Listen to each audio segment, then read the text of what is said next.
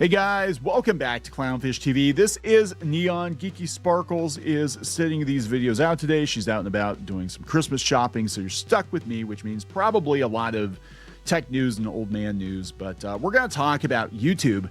And we're going to talk about changes coming to YouTube. And for those of you who have been paying attention, I know you get really tired of hearing about YouTubers being like, YouTube's changed. What are we going to do? But YouTube is changing. And I don't think YouTube is changing for the better, at least not from a content creator's viewpoint. YouTube has been banning a lot of channels, willy-nilly because of AI. And we have another round of people getting banned from YouTube via AI, and they're not walking these decisions back. We're going to talk about that, and we're going to talk about YouTube ramping up its TV side, YouTube TV, that they're going to have some bundles just like Hulu and Netflix. And I'm telling you, these things are related. This is what is actually going on, in my opinion, in the opinions of some other YouTubers I've talked to, including Shadversity. He did a video breakdown of what's going on with YouTube. And basically, YouTube wants to become Netflix. And it looks like they're taking the opportunity to get rid of channels that they view as dead weight. That is an opinion. That is an opinion shared by several other YouTubers. I've been talking to people, and it appears that what the root of this is YouTube, in an attempt to pivot to becoming a Netflix-like platform, realizes that there are a lot of channels on its platform. They're sucking up bandwidth, and they're not gelling with what the future of YouTube is, according to Neil Mohan. So they're finding reasons to get rid of them. And I don't even think it's political. I think it comes down to cost. How much does it cost to host someone, especially somebody that's live streaming all the time? Live streaming is not cheap. I think Asmongold mathed it out in a video. I was watching this. I was astounded. He said it was like millions of dollars per year just for his streams. That's what was costing Twitch. So YouTube is looking at that too, and they're like, yeah, if these people are going to basically cost us more than they're making us, we're going to get rid of them. Meanwhile, they can make all kinds of money off of AI slop shorts, and that's what they're going to do. That's what they're going to push. I think the end goal for YouTube is to have polished, professionally produced, Hollywood-like content that is produced on a shoestring compared to Hollywood, but it's professionally produced content as like a Netflix or an Amazon Prime offering. And then the plebs, those who are not doing that professionally polished stuff, they will be relegated to shorts. You'll do shorts, slop, or whatever. You can put your long form videos up, but we're not really going to promote it in the algorithm anymore. This is what the future of YouTube is. And that's what I think all of this is about, is getting prepped for that. They probably have a 5 or 10 year plan for YouTube. And it's going to look a lot different. And what really, hammers it home is this, that YouTube has actually unlisted their YouTube rewinds. Now, I know people have been critical of the YouTube rewinds, but this feels to me like they are basically closing the book on the You chapter of YouTube. Because the rewinds were about, showing creators and showing what was popular, what was trending on YouTube. And we don't want people in the future, on future YouTube, going back and being like, oh, old YouTube used to be so much better. It was actually content creators making stuff and the viewers deciding what got promoted in the algorithm, and, really like maximum Darwinism, right? Like survival of the fittest. But viewers made the creators, viewers like you. Because of viewers like you, people like us get to stay on the platform, but that is not going to be the case for much longer, in my opinion. We're going to talk about it. We're going to talk about these changes. I don't think they're good, again, for creators. I think it'll be fantastic for YouTube's bottom line, and that ultimately is what they care about. But I don't think it's going to be good for content creators, for independent content creators anyway. If you're with a Hollywood studio or something, you'll probably be fine. You'll probably get boosted. In fact, I'm seeing a lot of that. I think I talked about it before, and it happened again yesterday. At the end of our videos, a lot of times they will autoplay John Oliver. Like, why are you autoplay? I don't even watch John Oliver. Why are you autoplaying him? But I've seen this time and time again. It used to be that stuff like the Young Turks or whatever But that would autoplay after us because I guess there was some audience overlap. But now it's all Hollywood stuff, right? So let's talk about this. Before we get into it any further, please subscribe if you like the content for more pop culture news, views, and rants. Guys, go out to more.clownfishtv.com. We're getting things ready over there. Going into 2026, we're going to do more podcasts over there. Speaking of podcasts, we also have the audio version of Clownfish TV out on all of the podcast platforms. So if you guys want to listen to us over there, if we get yeeted from YouTube, which could very well happen, right? It could happen. You can always go over there. So let's talk about this situation first. This Pokemon YouTuber getting banned. I saw it earlier today. This is Splashplate. And Splashplate has been trying to get a hold of somebody at YouTube. And apparently they said, no, we're going to ban your channel because you're using reused content. But my understanding is this gameplay footage was theirs and somebody else copied it. And this has happened to us before too. Right. But at least with us, you've got, personalities or whatever. You can kind of prove that it's us. But, in the case of gameplay, it's kind of hard to prove. But yeah, somebody duplicated his content or their content. I don't know if it's male or female. And they got a strike for that, and then they got their channel removed. Again, I think they're just looking for excuses, and we'll talk about the AI moderation. So this is coming from Deserto. Actually, both of these stories are coming from Deserto. Pokemon YouTuber banned by AI as channel steals their video, but YouTube won't budge. Pokemon YouTuber Splashplate has been banned by YouTube after another channel re-uploaded their content, and his appeals have been denied, so does him, by the platform. Over the last few weeks, YouTube has been clamping down low-value and misleading content. They've been banning channels out of the blue, with many creators claiming they've been wrongfully terminated. There have been genuine examples of this, including tech YouTuber Enderman, who was banned after having their account associated with another that had received multiple strikes. YouTube has responded to these strikes, knowing that human members of their moderation team work with AI to look over cases. Well, okay, so yeah, kind of. But I don't think that's going to be the case for much longer because YouTube is offering voluntary buyouts to employees amid AI disruption. They're getting rid of humans. So, are they really? I mean, or is it like we've got one human for every, 500, channel bans or whatever, and they simply do not have time to look at it, especially if you're not like a big YouTuber with a platform. So YouTube has responded to these strikes, noting that human members of the moderation team work with it. Okay, on December 9th, YouTuber Splashplate, who focuses on Pokemon content, sounded the alarm after receiving a ban from YouTube. In his post, the YouTuber said how his account had been struck down over YouTube's circumvention policy, which claimed that he was trying to get around the ban that had befallen another channel. All my content was my own. I've never reposted anyone's thing, he said, noting how another account, Evolution Army, had reposted a viral edit of his on their account. This is very common. If it's a short, it's very common with shorts. I mean, shorts, this is why I'm like, if you want to clamp down on that stuff, clamp down on people doing shorts of other people's podcasts or Hollywood content, and they don't do that. Like you can post a 3-minute short taking a whole bunch of footage from Star Trek or an anime or something like that. I know that because they get recommended to me all the time because it's just Star Trek and anime. But you see these and you're like, how are they getting around this? But then if somebody would do that in a long form video, they would immediately get pinched for that, right? So it's not fair. I don't understand the thought process behind this. I think it's because it's shorts and it doesn't cost them as much to host shorts. And shorts are monetizing better now. They're really pushing shorts. That's my opinion.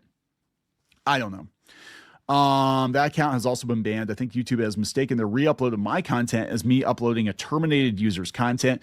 Look at the watermark. This is my content.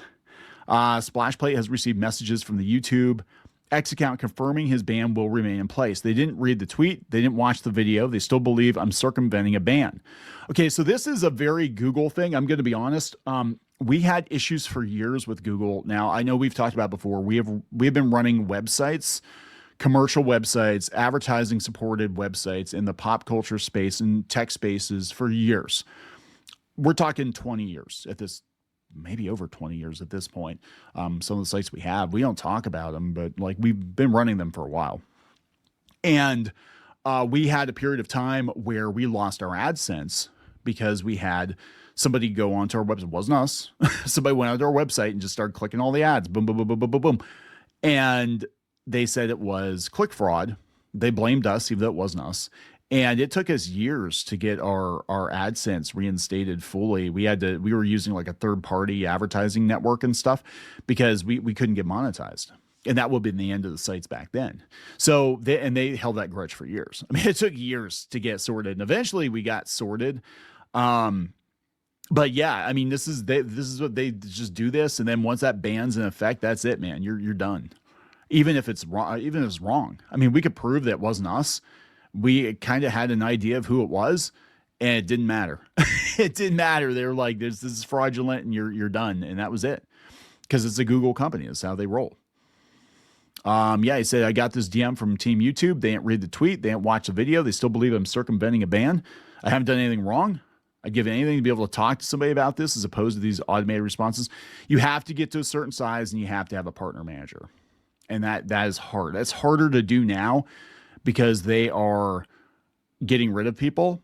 And I think they're the people that get the partner managers are the ones they think actually have some kind of a future on YouTube. That's my personal opinion. I don't know. So Moist Critical is getting in on it. Okay, so Charlie's getting in on it. YouTube star Moist Critical weighed in, highlighting Splash Plate's story in his December 9th video about YouTube CEO responding to concerns around the use of AI. You punish the real person, not the imposter. The AI tools are getting better every week, huh? There are stories daily about the fuck-ups from AI moderation tools. YouTube says the Splash Plate ban decision is final. As of December 10th, he's been told the ban is final. This is what I saw. Yeah, I feel sick to my stomach. This is the email I just received in response from YouTube support. They believe I'm still circumventing a ban and my termination is correct. This is despite all the proof that there's a blatant error in their AI. I don't know what to do. It's not just Splash Plate either. I mean, this is the thing. This is one of thousands of stories. And some of these people I do believe are probably scamming. Some of these people are, I'm sure, just re-uploading content, whatever. I don't think it's about this. Again, what I think is actually going on, and this seems to be the consensus among the people I've talked to, is that YouTube is going Hollywood. They're going Netflix. And they're using the opportunity, the fog of war, to make some changes to the platform and who gets to be on the platform and who doesn't get to be on the platform and what they're going to promote. Like I said, I believe, can't prove, but believe the end goal is to push long-form creators into more Hollywood-style, palatable, ad-friendly content, you know, professionally produced content, and then the rest of you can just make shorts and make very, very little money. I think the next wave that's going to come in, again, this is my opinion, I think it's going to be the end of live streaming. I think eventually they will get rid of live streaming because it costs them too much money.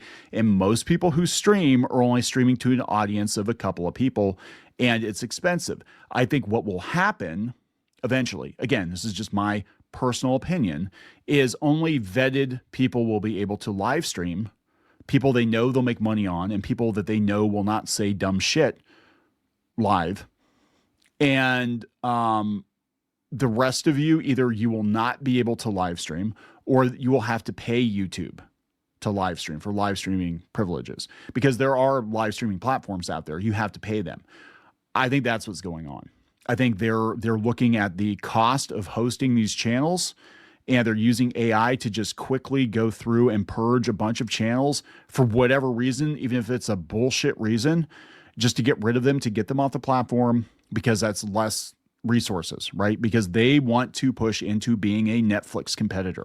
All of this stuff is potentially, again, potentially, it's a theory, potentially related. And it's all about getting YouTube ready for the next phase of YouTube. And then hiding the rewinds from the last 10 years, that right there tells me that the old YouTube is dead, man. It's 2025 is the transition year. 2026 is when we're really going to see whatever YouTube wants to become. That's what they're going to become, right? So did I mention more.clownfishtv.com, more.clownfishtv.com. I don't think there's going to be a lot of room for you on YouTube. And this isn't just me being Debbie Downer. This is me being a guy who's been on the internet making a living, mostly on the internet, for damn near 20 years. And I've seen changes like this before, and it never ends well for small players. Never. They're going to maximize profit.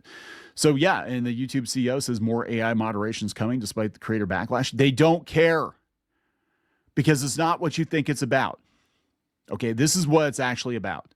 They're getting rid of people and quickly and efficiently using AI. They're getting rid of their own people. They're having them take buyouts. And this is all about maximum profit because they want to compete directly with Netflix. They're looking at the future, the next 5 or 10 years, and they're saying the only way we're going to stay in this streaming game and stay at the top of the streaming game is if we compete with Netflix. And they might be right.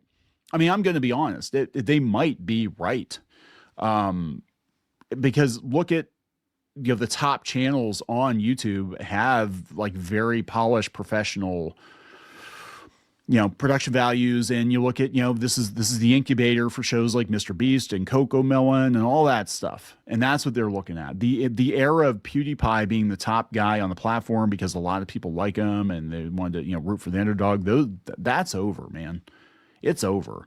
This comes from the Hollywood Reporter. Genre bundles coming to YouTube TV next year as tech giant sets cheaper and more flexible plans. They're coming directly for Netflix. YouTube subscription chief Christian Ostlein, I don't know, Ostlein says that more than 10 genre-specific packages are planned, including for sports and news. These will be smaller portfolios of content, think sports, news, family, and entertainment, just like television, just like DirecTV, just like Hulu, or combinations thereof. There have been a lot of different attempts at this, and I'm really excited about what we're building out. Given their outsized importance to the pay TV ecosystem, the sports and news genre bundles will be of particular interest to consumers. Yep, with YouTube noting that the sports plan, which will include the broadcast network, cable offerings like FS1 and NBC Sports, and of course ESPN, and this is what the Disney kerfuffle was about. They emphasize the tech giant tends to make it incredibly easy to do add-ons like Sunday Ticket or Red Zone. They're going to have cloud DVR, all the usual YouTube features. YouTube TV, of course, has a slew of tense negotiations with media partners. Yes, Disney and Universal. We spent the last year working closely with our media partners, threatening them. Yes, a lot of negotiations, very public negotiations. But a lot of it was because we're working with them to kind of show them the data we were seeing, get them excited about what the future of television could look like. Again, this is not just about YouTube TV. All of YouTube is going to be YouTube TV. You're going to have the Hollywood content front and center. Again, this is just my belief. You're going to have the Hollywood content front and center, and then the plebs can put their stuff on the platform if they want to. I think eventually, before it's all said and done, Netflix will do the same thing. They will allow plebs to upload content to Netflix, but it will be quarantined to basically Artist Alley, right? If you want to think of it in comic book terms, it's going to be like Artist Alley. You're going to have your celebrity meet and greet area, which is very nice, very clean, security, all that. And then you're going to have Artist Alley, where sometimes they just kind of literally push you out in the hallway and everybody forgets about you. Your table's like next to the bathroom. That's what they're going to do. That's what the future of YouTube looks like. And this is what they're getting prepped for. I think that, all of this getting rid of a lot of unnecessary bloat, and by unnecessary bloat, I mean content creators that don't fit with what they view as the future of YouTube, getting rid of those people now via AI because it's just a lot more efficient because they don't have enough humans to get rid of channels manually. And they're not going to give you a reason. They'll just be like, you're banned. And that's the thing. That's the scary thing about being on somebody else's platform is they can get rid of you for any reason. Like you didn't sign you signed a partner program, contract with YouTube or whatever, but you don't have a lease with them or anything. They can get rid of you at any point in time for whatever reason. I mean, it's just like Google right now. I saw an article the other day that they're rewriting headlines. If you want to appear in Google Discover, they're just going to rewrite your headlines with AI. They're like, oh yeah, your article works, but the headline sucks. So let's make it even more clickbaity or whatever. And we'll use that. And there's not much you can do about it. I mean, it is Google's world. You're on Google's platform. We are digital sharecroppers. I mean, literally that's what it is. And there's really not much you can do about it. And you can have their biggest creators complain. Do you think they care if Mr. 50 million subs or whatever complains? I mean, that's 50 million subs, but they're looking at the whole ecosystem, not just one creator. And I think part of what's going on here too isn't just getting rid of people, but I think it's also the algorithm is changing because they're trying to spread the views out so we don't get another Mr. Beast, so we don't get another PewDiePie. So nobody on this platform thinks they are the face of this platform. Mr. Beast has kind of become the face of YouTube, and before him it was PewDiePie. They don't want that. They want the face of YouTube to look like Hollywood, right? They want the face of YouTube to look like Pedro Pascal. That's what they want the face of YouTube to be. That's what's coming. And, you know, I mean, you can sit here and delude yourself into thinking that, you know, YouTube is always going to be fair and equitable to creators. I don't think it's going to be. I'm just being real with you. I think I'm looking at this from a corporate mindset, and they're probably strictly numbers. They're probably right. I mean, this is the sad thing is they're probably right. There's so much crap on YouTube that costs them money, and YouTube bleeds out money. I don't think people realize that. YouTube actually is not a super profitable endeavor. It brings in a lot of revenue, but there's a lot of expenditures that go out the door. Now, some people think that that's Google just trying to get out paying taxes, and there might be some kernel of truth to that. But if you really look at the YouTube ecosystem, and you look at all the millions and millions of channels on the platform and how many of them are sitting there sucking up hosting space and sucking up bandwidth doing live streams for 2 people, it's costing them a ridiculous amount of money. And so what they're going to do is they're going to pare back, and they're going to focus on the channels that actually make money. And they're going to focus on Hollywood because they're going to actually make money on those offerings via YouTube TV. And that is it. That is the future of YouTube. There's not a lot of you in it. So welcome to end stage capitalism, I guess. I don't know. I don't know what to tell you. I'm just looking at this from a numbers standpoint. So I'm going to wrap it up. There we go. That's what I think is going on. Can't prove it, of course, but it's the only thing that makes sense. So I'm going to wrap it up. Please subscribe for more pop culture news, views, and rants. We'll talk later.